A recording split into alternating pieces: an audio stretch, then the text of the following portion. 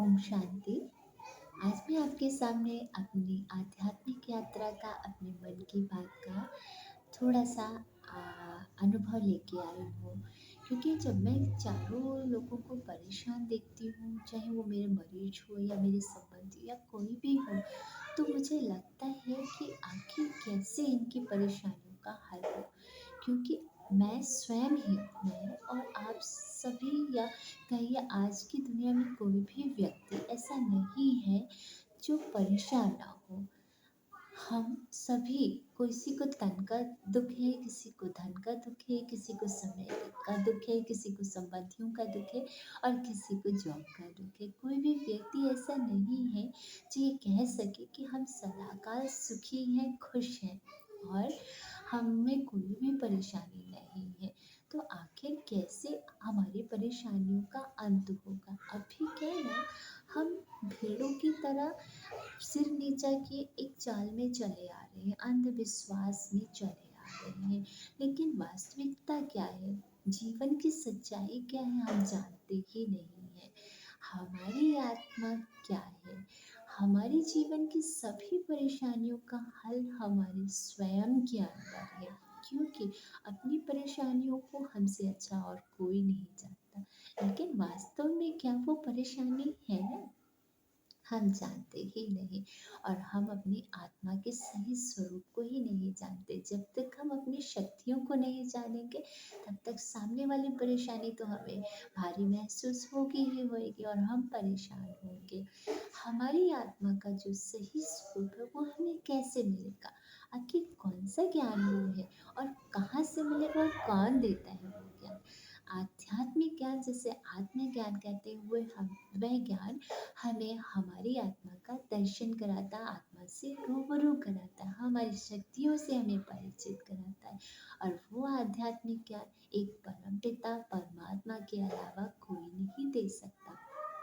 क्योंकि दुनिया में इतना ज्ञान देने वाले सभी बहुत सारे गुरु हैं, लेकिन आज क्या है, कोई भी कह सकता है कि हम सुखी हैं या हम खुश हैं, क्योंकि सत्य ज्ञान की जानकारी किसी को नहीं।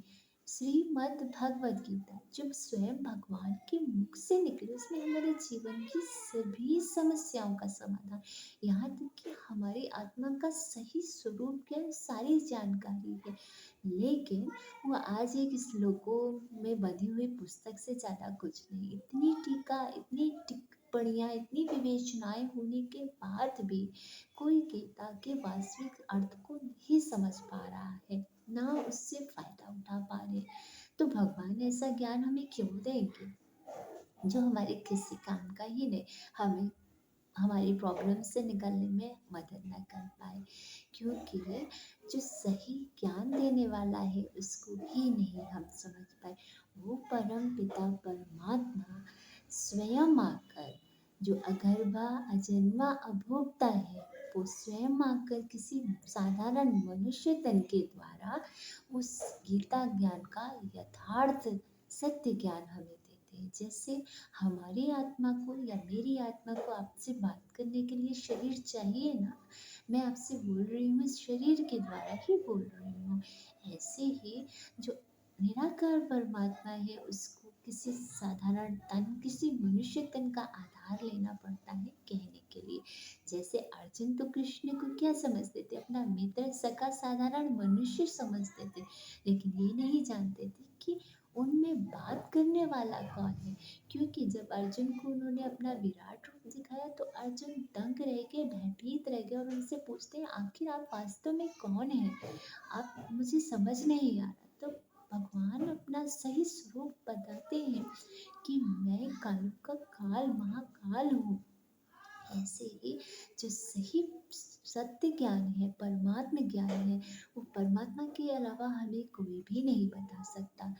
और आज हमारे पास इतना समय नहीं है कि हम अपने आत्मा की आवाज़ सुन सकें, उस ज्ञान को समझ सकें, अपनी आत्मा के स्वरूप को समझ सकें। कहने के लिए मेडिटेशन या बहुत सारी ऐसी क्रियाएं हैं जो हम करते हैं, परंतु हम अपनी आत्मा की अनुभूति, अपनी आत्मा की शक्तियों से परिचित नहीं हो पाते।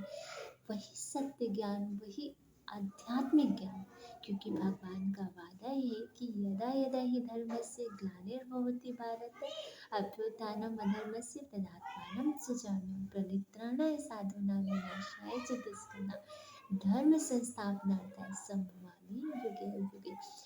वो जो पुरानी कुरीतियों, पुराने अधर्म का है, दुष्टों का विनाश करने के लिए और धर्म की पुनः स्थापना के लिए आते हैं, वो सत्य ज्ञान हमें देते हैं।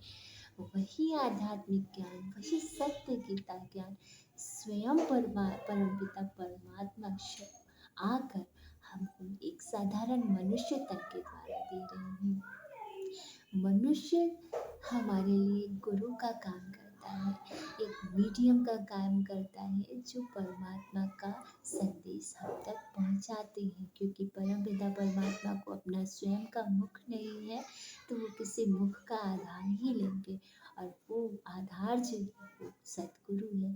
कहने के लिए तो गुरु बहुत हैं, लेकिन जो सत्य ज्ञान, यथार्थ ज्ञान है, वो ही एक सच्चा गुरु सतगुरु है।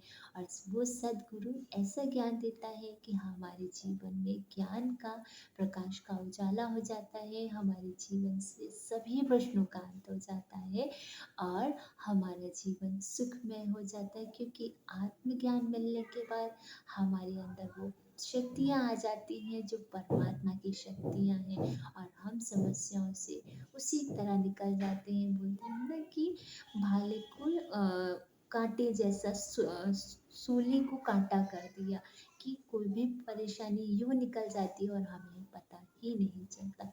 यही आध्यात्मिक ज्ञान जो सत्य ज्ञान है, उसकी जानकारी के लिए हमारा आध्यात्मिक विद्यालय है, जहाँ पर आकर आप 7 दिन का कोर्स कर सकते हैं। 7 दिन के कोर्स में ये नहीं कहूँगी मैं आपको कि आत्मा का दर्शन हो जाएगा, आत्मा की अनुभूति हो जाएगी, लेकिन जो गीता की गहराई है, जो सच्चाई है, वो आपको मिल जाएगी।